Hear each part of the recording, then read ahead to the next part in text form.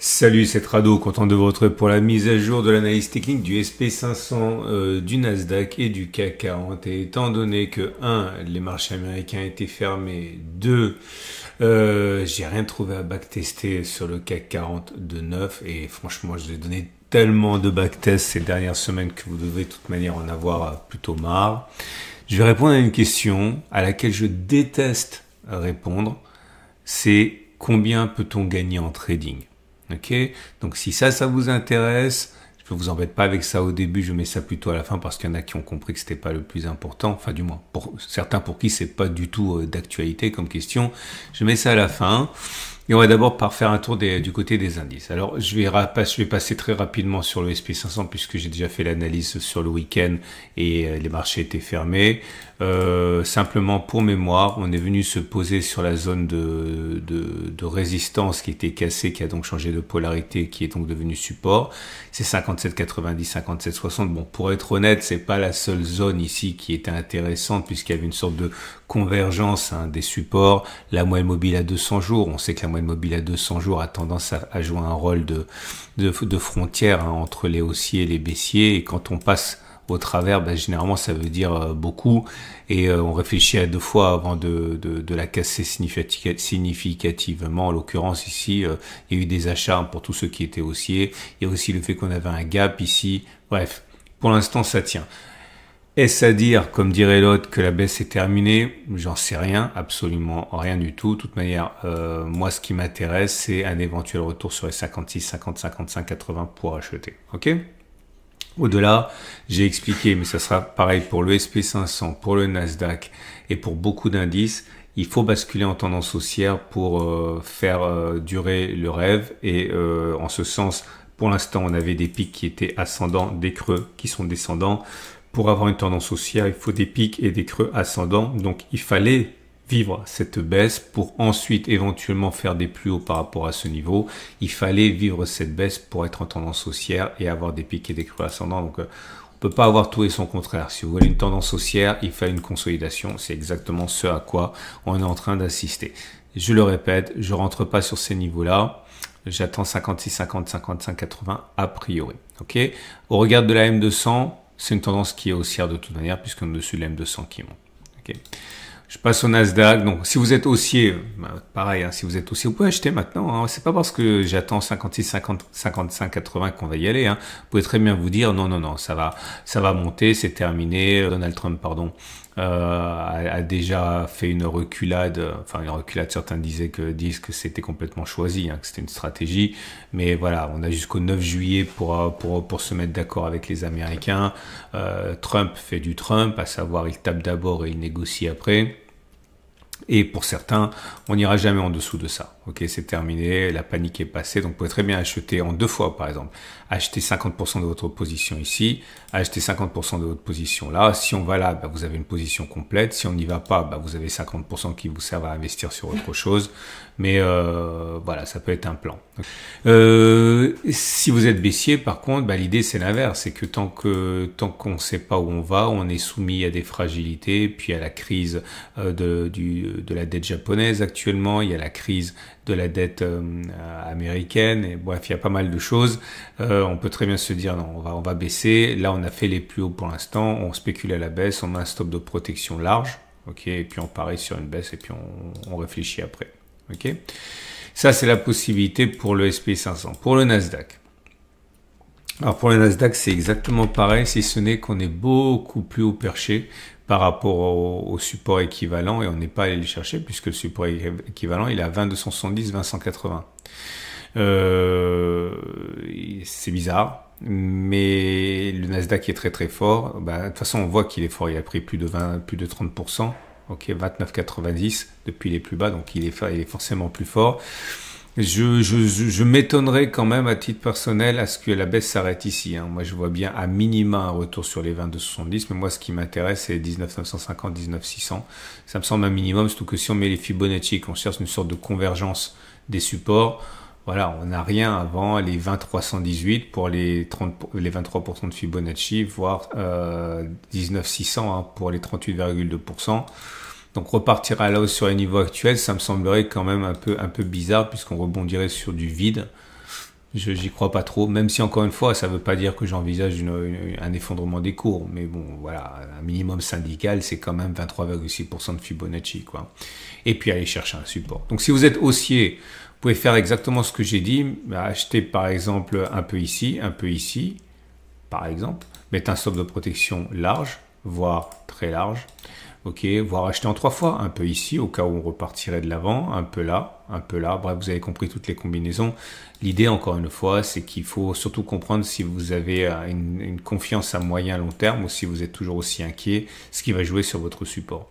Si vous êtes baissier, soit vous dites non, jamais de la vie on s'arrête ici, on va chercher les autres niveaux, donc vous pouvez spéculer à la baisse, parier sur ça ou parier sur ça, vous saurez jamais de toute façon. Stop de protection serré ou stop de protection large, ou alors tout simplement vous attendez, parce que là je fais du discrétionnaire, mais vous pouvez très bien faire du systématique, c'est-à-dire vous dites ok, j'attends un signal que j'ai backtesté et du coup je mets le support et je mets le stop de protection et je mets l'objectif selon ce que le backtest a dit. Et on va terminer avec le CAC 40 qui lui est à côté aujourd'hui, mais bon, le CAC 40 a pris des libertés, puisque c'est toujours dangereux d'évoluer de manière forte, en l'occurrence ici 1,2% à l'absence des Américains, parce qu'ils punissent les initiatives qui vont pas dans leur sens.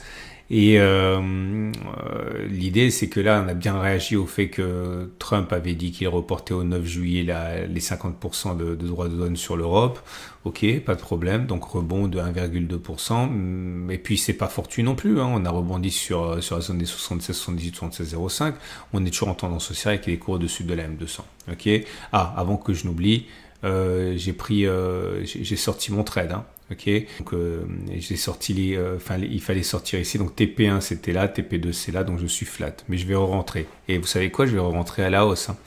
Bon, alors maintenant, si vous êtes haussier, vous avez compris, vous pouvez parier sur le fait que Trump nous l'a encore fait, sa bonne blague de je vous fais peur d'abord et puis on négocie après, vous achetez, vous pariez sur un retour sur les plus hauts, stop de protection serré.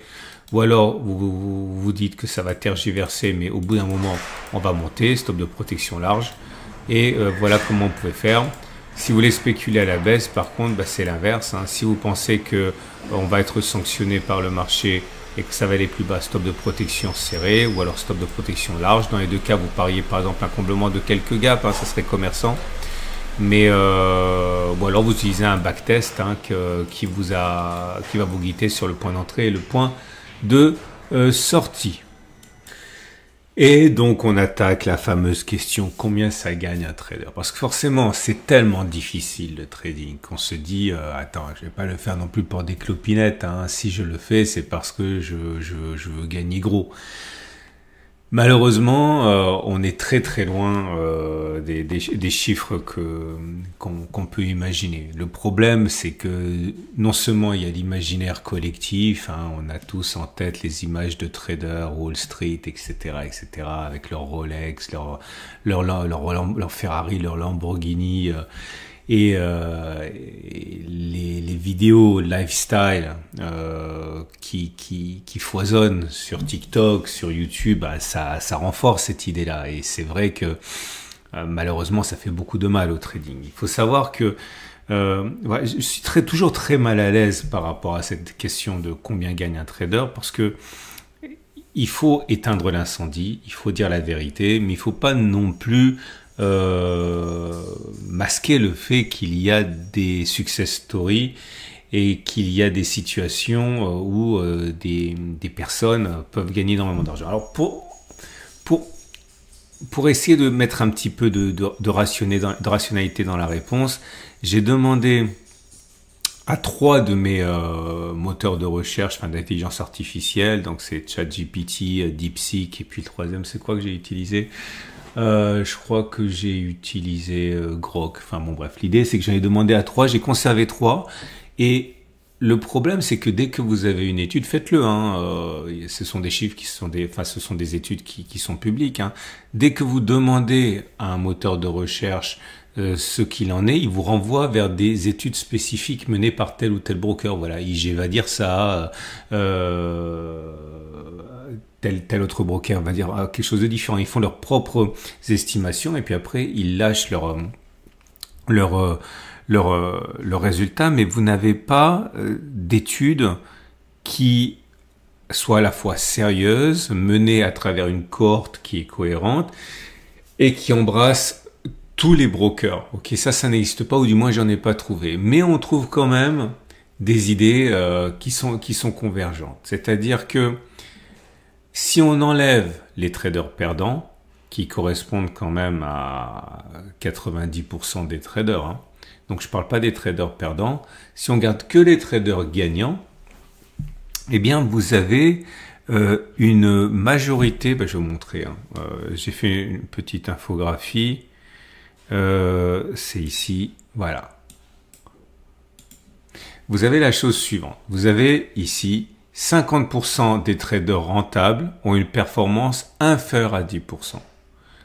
Ok, 50%, donc un trader sur deux rentable. Et là, encore une fois, ce sont des personnes qui ont été suivies, alors selon les études, qui ont été suivies sur 1 an, sur 3 ans, sur 5 ans ou sur 10 ans. Donc, il n'y a pas de consensus. C'est pour ça que c'est difficile d'avoir une idée claire. Mais globalement, on retrouve l'idée que, voilà, si vous êtes rentable, eh bien, et que vous êtes médian, vous êtes à 10% par an. 10% par an, ça veut dire que si vous tradez avec un capital de 100 000, ok, vous faites 10 000. Une fois que vous avez les impôts, vous vivez pas avec ça. Ok. 75% des traders rentables ont une performance de 20% et moins. Ça fait déjà plus que 25% qui font 20%. Et si on regarde l'élite, c'est-à-dire ceux qui font plus de 30% par an, ils ne sont plus que 10%. Et là, soudainement, normalement, vous devez commencer à réaliser l'étendue des difficultés si vous voulez vivre du trading. C'est quasiment impossible. Ok? C'est-à-dire que vous avez uniquement 10% de traders qui réalisent du 30% par an, c'est-à-dire que si vous enlevez les impôts, les différents frais que vous avez, si je ne tiens même pas compte de ça, en vérité, que vous tradez avec 100 000 euros, eh bien, il y en a 10% qui font 30 000 euros par an. Mais évidemment, il y en a un peu plus éventuellement, puisque c'est 10% qui font 30% en plus. Mais bon, si je caricature, une fois que vous enlevez 90% et que vous tradez avec 100 000, vous avez 30 000 euros. Si vous mettez 50% d'impôt là-dessus, ok, ça vous fait 15 000. Bref, le but ici pour moi, c'est de vous faire réaliser que, évidemment, c'est possible de vivre du trading, mais c'est un rêve un petit peu fou. J'en connais qui vivent du trading, ok. J'en connais dans mon entourage, je veux dire des personnes avec qui je converse régulièrement et je sais qu'ils le sont, enfin qu'ils sont super rentables et qu'ils en vivent, etc., etc. Je crois que j'en connais 5, ok. Et quand je parle de ces 5 là, je vous parle pas de revenus qui sont stratosphériques. Non, si vous êtes si vous avez un bon boulot dans le privé, j'imagine, si vous avez un très bon boulot dans le privé, vous gagnez autant. Alors attention, le fait que je n'en connaisse pas ne signifie pas qu'ils n'existent pas, mais je vous parle de, là je rajoute de la subjectivité à tout ce que je raconte. Vivre du trading bien, c'est rare. Alors bien sûr, l'intérêt d'être trader ne réside pas forcément dans la richesse.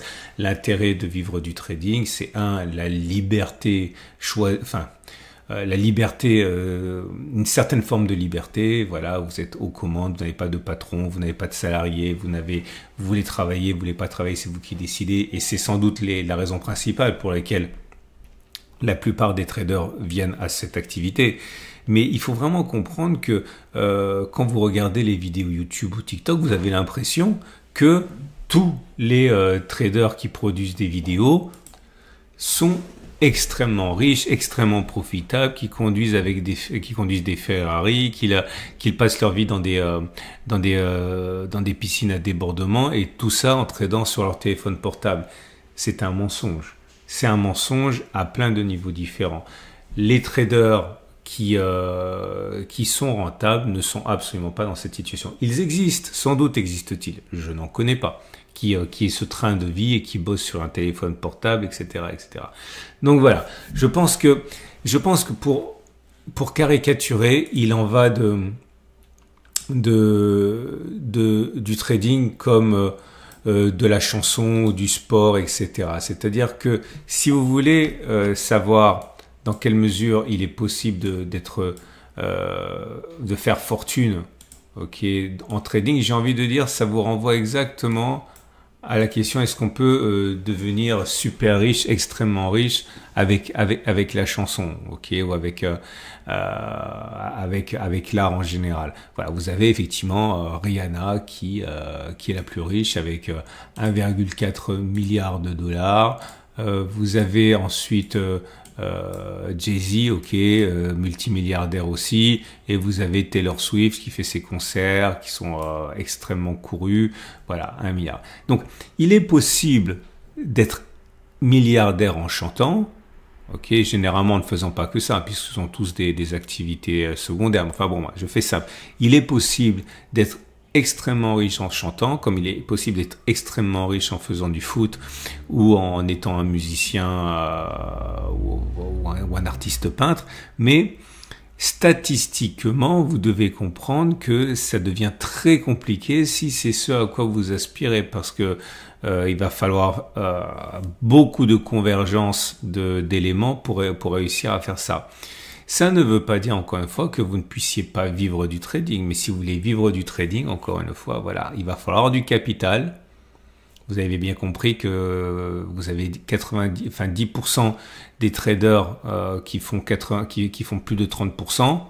Ok, donc si on prend la borne basse, avec 100 000 euros, vous n'allez pas loin. Il faut avoir 200, 300 000 euros même pour avoir un très beau salaire de trader. Voilà, je pense que comme d'habitude, j'ai été assez franc dans le discours.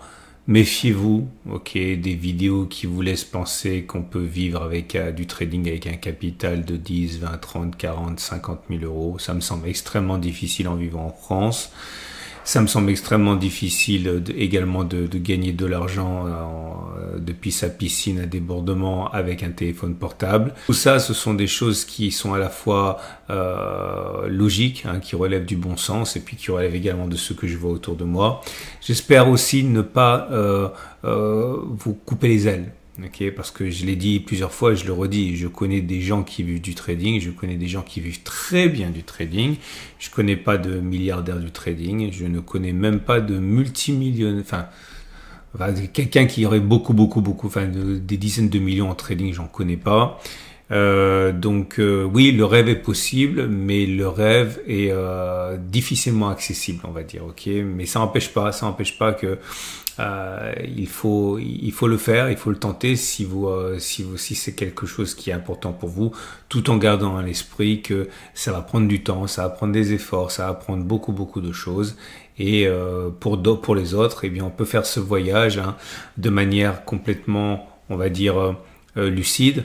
Ok, il y a beaucoup de gens qui font de la musique, de la cuisine, de la déco, de la peinture, qui gagneront jamais de l'argent avec leur passion, qui auront même une passion qui va leur coûter de l'argent. Bah, c'est le cas notamment de ceux qui font du sport, qui font de la musique et qui s'achètent une belle guitare, une belle batterie, etc. On n'est pas obligé d'avoir une passion qui est dévorante et rémunératrice. On peut avoir simplement une passion qui est dévorante, qui vous redonne envie de vous lever le matin, sans forcément que ça se traduise par un rêve d'indépendance financière. Voilà. Mettez vos commentaires en dessous de la vidéo YouTube. Je suis intéressé, je lis toujours, et puis surtout ça va intéresser beaucoup ceux qui les liront. Donc n'hésitez pas à partager si vous êtes d'accord, si vous n'êtes pas d'accord. Et je le répète, c'est toujours intéressant de lire ce que disent les autres, donc c'est absolument bienvenu. Vous avez plein de vidéos qui vous attendent du week-end. À demain pour la mise à jour.